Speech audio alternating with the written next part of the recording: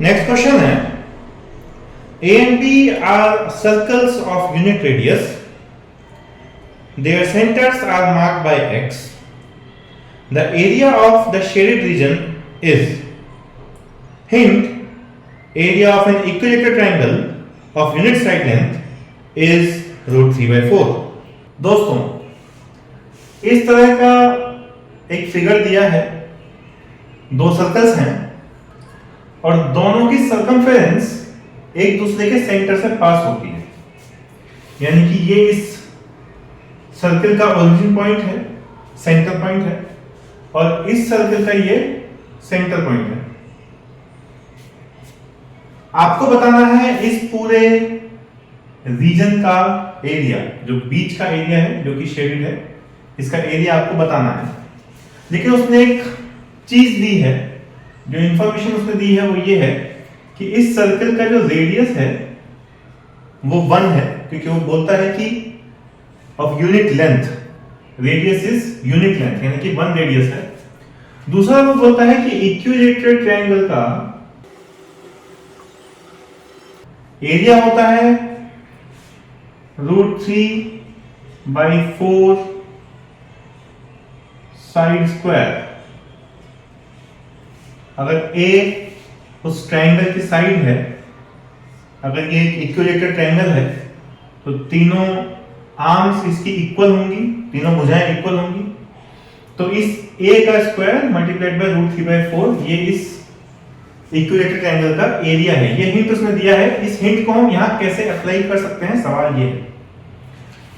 देखिए यहां से यहां तक हम एक लाइन ड्रॉ कर देते हैं। ये सेंटर है इस रेडियस का, तो मैं इस सेंटर से इस रेडियस की सर्कमफेरेंस पे कहीं भी आर्क ड्रॉ करूं, एक लाइन ड्रॉ करूं, वो उसका रेडियस ही होगी। अगर मैंने यहां से इस कॉर्नर पे एक लाइन ड्रॉ कर दी तो ये इसका रेडियस हो गया। ऐसे ही मैंने यहां से यहां ड्रॉ कर दिया, इस सर्कल पर ड्रॉ कर रहा हूं मैं, इस वाले सर्कल पे, तो ये इसका रेडियस हो गया, यानी कि r, ये भी r हो गया। ऐसे ही इस सर्कल का, दोनों सर्कल बिल्कुल सेम है, दोनों की जो रेडियस है वो सेम है, 1 रेडियस है, तो ये डिस्टेंस भी r हो जाएगी और ये डिस्टेंस भी r हो जाएगी। परफेक्ट। अब हम यहां से एक लाइन ड्रॉ कर देते हैं। ये जो डिस्टेंस है ये भी r ही होगी, क्योंकि अगर आप यहां से शुरू करो तो यहां से इस एंड तक आने में ये अपने सर्कमफेरेंस को ही टच कर रहा है। यहां से शुरू करो तो इस सर्कल की सर्कमफेरेंस को ही ये लाइन टच कर रही है, तो ये पूरी लाइन अपने आप में r के इक्वल है। और इस ट्रायंगल को मैं बोल सकता हूं इक्विलैटरल ट्रायंगल। जो ट्रायंगल आपको ऊपर दिख रहा है r r r, तीनों ही डायमेंशंस इक्वल हैं, इसलिए ये एक इक्विलैटरल ट्रायंगल है। ऐसे ही नीचे तीनों डायमेंशंस इक्वल हैं, इसलिए ये एक इक्विलैटरल ट्रायंगल है। अब इसी सर्कल में मैंने इस फिगर को दोबारा ड्रॉ कर लिया, क्योंकि यहां थोड़ा सा टाइट हो गया था। इस सर्कल में अगर मैं ये लाइन यहां से यहां ड्रॉ करता हूं और मैं इस पूरे एरिया का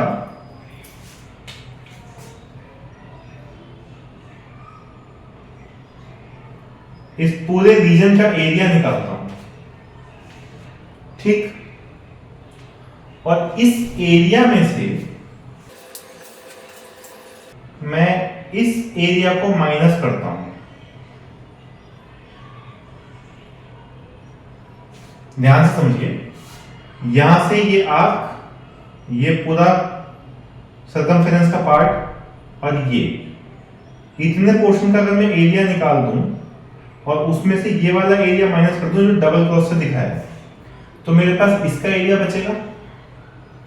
और फिर मैं इसको डबल कर दूंगा इधर, इसका ये हाफ एरिया हो गया ना, इस वाले इस जो शेडेड रीजन है इसका हाफ एरिया इधर हो गया। इसी का अगर मैं डबल कर दूंगा तो मेरे पास इस पूरे शेडेड रीजन का एरिया मिल जाएगा। तो सवाल ये आता है कि मैं इस आर्क का एरिया कैसे निकालूं। पहला सवाल तो यही है। आर्क का एरिया निकालना बहुत आसान है। एक सर्कल है, सर्कल का एरिया होता है पाई आर स्क्वायर। आर तो रेडियस है ही, तो यानी कि पाई 1 स्क्वायर, क्योंकि यहां पे रेडियस की वैल्यू 1 है। ये पूरे सर्कल का एरिया है। और आपको पता है कि पूरे सर्कल का जो एंगल होता है, अगर मैं सेंटर से इसका एंगल देखूं तो दिस इज कंप्लीट रोटेशन, यानी कि टोटल एरिया, टोटल एंगल हो गया इसका 360 डिग्री। टोटल एंगल जब आप पूरा राउंड द क्लॉक घूम जाते हो तो एंगल आपको मिलता है 360, यानी कि 360 डिग्री के लिए एंगल हुआ पाई। तो 1 डिग्री के लिए एंगल कितना होगा? Pi by 360। परफेक्ट। अब मुझे इस आर्क का एरिया देखना है। इस आर्क में अगर मैं किसी तरीके से ये वाला एंगल पता कर लूं, ये एंगल कितना है, तो मैं उस एंगल से इसको मल्टीप्लाई कर दूंगा।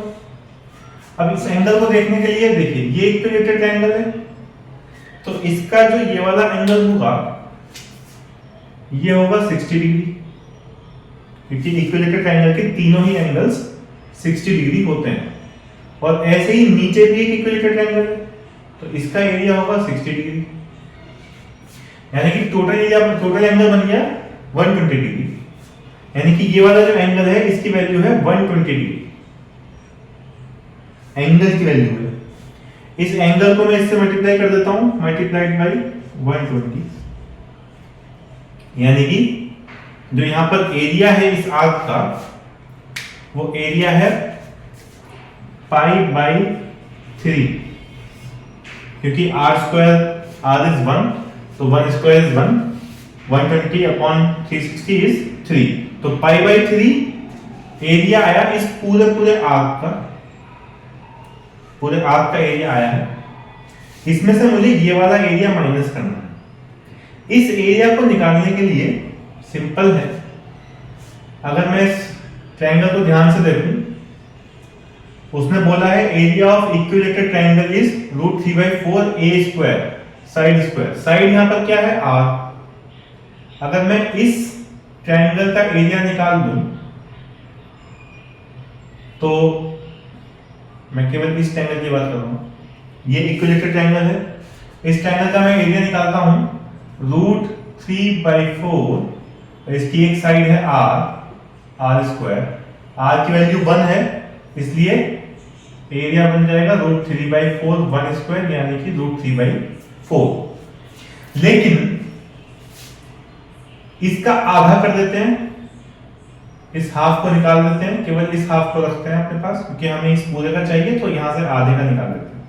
तो इस हाफ का एरिया कितना बनेगा? हाफ ऑफ दिस, यानी कि 1/2 इंटू √3/4, राइट। लेकिन अभी हमको इसका भी एरिया चाहिए, तो इसका डबल कर देंगे, एग्जैक्टली इसका डबल नीचे की साइड हो जाएगा, यानी कि मल्टीप्लाइड बाई 2।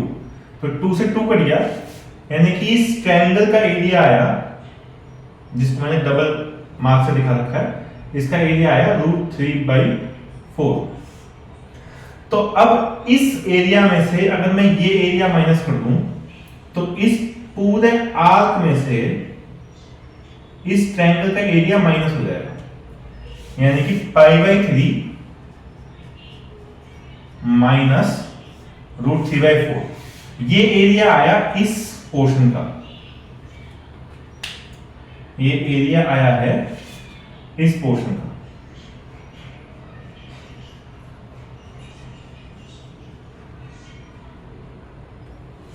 करेक्ट। अब इसका हमें डबल करना, तो इसको मल्टीप्लाई कर देते हैं 2 से, तो मल्टीप्लाइड बाई 2, यानी कि 2π/3 माइनस 2/4 इज 1/2, यानी कि √3/2। ये होना चाहिए इस शेडेड रीजन का एरिया, और इस क्वेश्चन के हिसाब से option 1 is the right answer.